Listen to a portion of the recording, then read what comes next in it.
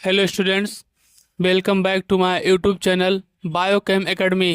इस चैनल में आपका स्वागत है। Welcome back to my YouTube channel Biochem academy. आज हम लोग बायोलॉजी का अगला लेक्चर शुरू करने वाले हैं, ठीक है, जिसमें हम लोग पुमांग के बारे में पहले पढ़ चुके थे, ठीक है, कि ये कितने कितने प्रकार के होते हैं, ठीक है।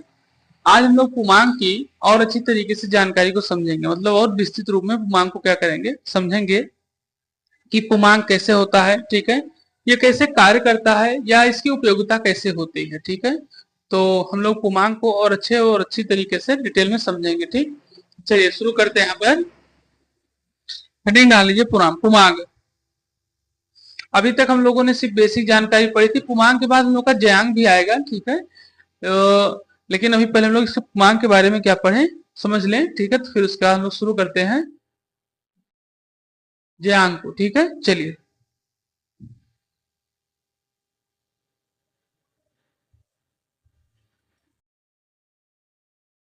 ठीक है, तो चलिए हेडिंग डालिए पुमांग।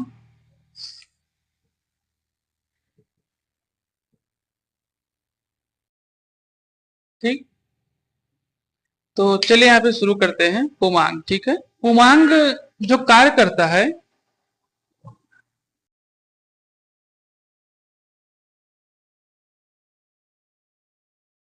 ठीक, तो यहाँ बताया था पुमांग जो एक तरीके से कार्य करता है, वो अगर हम लोग देखें इसको, ठीक है, तो ये पुकेश्वर, ठीक है, पुमांग जो है वो पुकेश्वर, ठीक है, पुकेश्वर या लघु बीजाणु पर्ण के रूप में बताया जाता है, ठीक है, या लघु बीजाणु पर्ण के रूप में, या फिर इसको पुकेश्वर के रूप में कहते हैं, ठीक है। अब समझेंगे इसको पुमांग के बारे में कि एक पुमांग में एक से अधिक क्या होते हैं, पुकेश्वर होते हैं। ध्यान रखिएगा इसको कि एक जो पुमांग होते हैं, पुमांग में एक से अधिक पुकेश्वर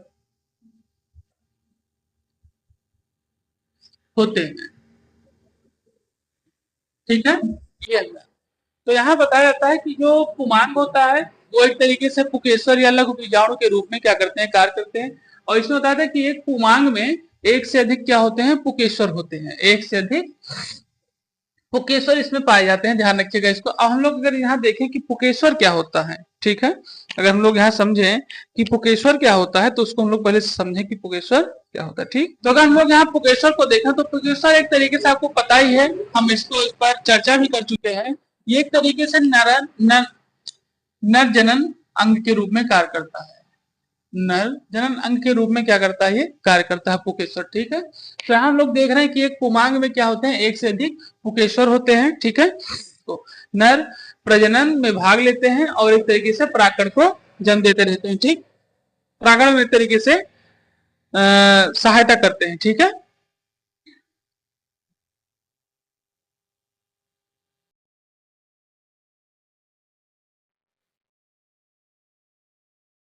ठीक, अब देखा जाए तो प्रत्येक पुकेश्वर के अंदर, ठीक है, प्रत्येक पुकेश्वर के अंदर यहाँ पर प्रत्येक, ठीक, तो चलिए हम लोग इसको समझते हैं। यहाँ बताता है पुमांग के बारे में, ठीक है।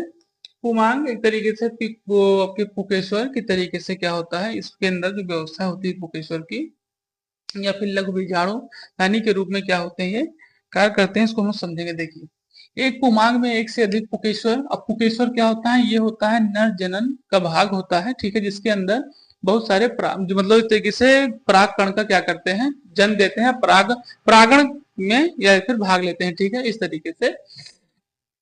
तो ये आपको दिया गया एक से अधिक पुकेश्वर, ठीक है, होते हैं। प्रत्येक पुकेश्वर के अंदर बीजाणु, प्रत्येक पुकेश्वर के अंदर बीजाणु युक्त भाग, ठीक है, होता है। ध्यान रखिएगा प्रत्येक पुकेश्वर के अंदर क्या होता है, बीजाणु युक्त भाग में, ठीक है, क्या होता है, पराग कोष तथा एक लंबा वृत्त तंतु होता है, ठीक है। क्या होता है, एक लंबा वृत्त तंतु के रूप में होता है, ठीक। और फिर आगे बताया है पराग कोष में दो पालियां होती है। पराग कोष जो होता है उसमें कितनी, दो पालियां होती हैं, और जो महीन संयोजी द्वारा जुड़ी होती हैं, और संयोजी संवाहन बंडल होते हैं, और जो उनके संयोजी होते हैं, मतलब एक तरीके से उनको मदद कनेक्ट जिससे एक तरीके से कर सके, ठीक है, वो किसमें बंडल के रूप में होते हैं। और प्रत्येक परागकोश पाली में 2 परागकोष्ठ होती है। प्रत्येक पराग इसमें क्या होती है, पाली में 2 परागकोष्ठ होते हैं, जिन्हें परागपुट या लघु बीजाणुधानी कहते हैं। ठीक है, तो आप इसको नोट कर लीजिए, ठीक, और फिर आगे इसको बताया जाए।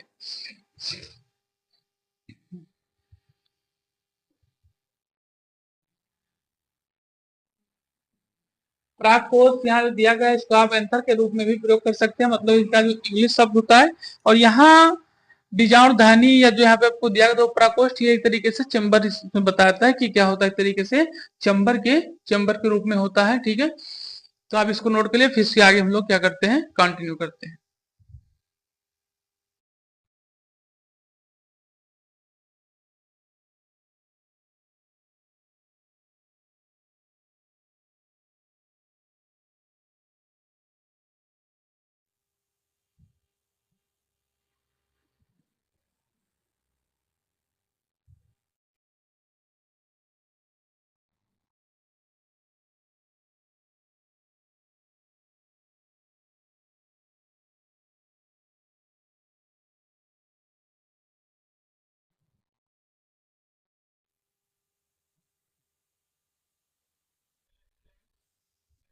तो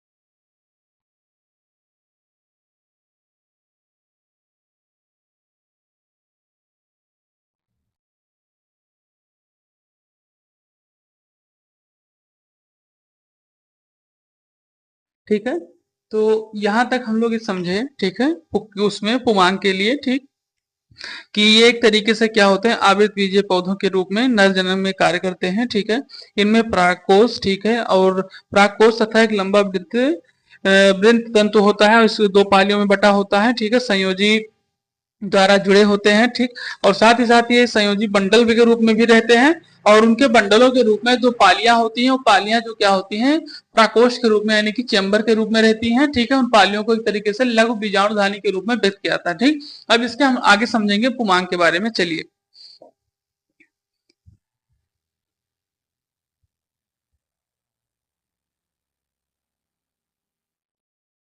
ठीक, तो इस तरीके से बताया है कि इस प्रकार, ठीक, तो यहाँ पर ये आपका हो गया पुमांग के बारे में। ठीक है, यहाँ पे आपका क्या होगा, पुमांग के बारे में, कि इस प्रकार प्रत्येक परागकोश में 4 लघु बीजाणु धानियां होती हैं।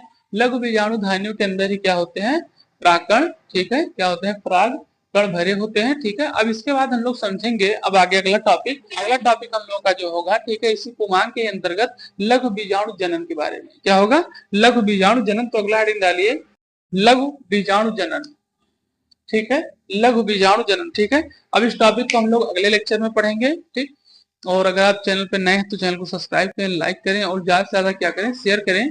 और इस पे आपको बहुत ही बेसिक से चीजें पढ़ाई जाएंगी। ठीक है, बहुत ही बेसिक से, कि जिससे आपकी नीट की भी तैयारी और बोर्ड की तैयारी एक साथ ही चलती रहे। ठीक, जैसे अभी यहाँ पर हम लोगों ने देखा कि पहले लोग पुमांग के बारे में समझे थे। ठीक, अब पुमांग में जो आपके लघु बीजाणु धानियां, अब हम लघु बीजाणु जनन के बारे में पढ़ेंगे, फिर लघु बीजाणु पढ़ेंगे। ठीक है, तो इस तरीके से हम लोग एक एक स्टेप पर स्टेप क्या होंगे, इसको बेसिक से पढ़ते जाएंगे, जिससे आपको चीजें समझ में आती रहे। ठीक है, थैंक यू। चैनल को लाइक करें, सब्सक्राइब करें, शेयर करें और कमेंट करें। The top important concept is coming up next. Subscribe now to the Biochem Academy. Don't miss it.